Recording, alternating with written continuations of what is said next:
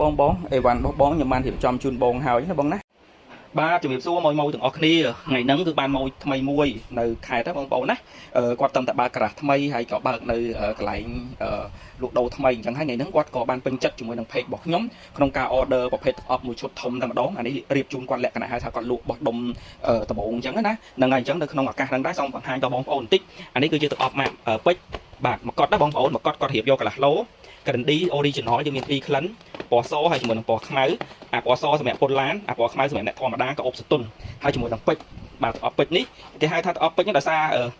មកកត់វាហ្នឹងអាកំហបវាហ្នឹងរូបពេជ្រអញ្ចឹងណាគេហៅថាអបម៉ាក់ពេជ្រ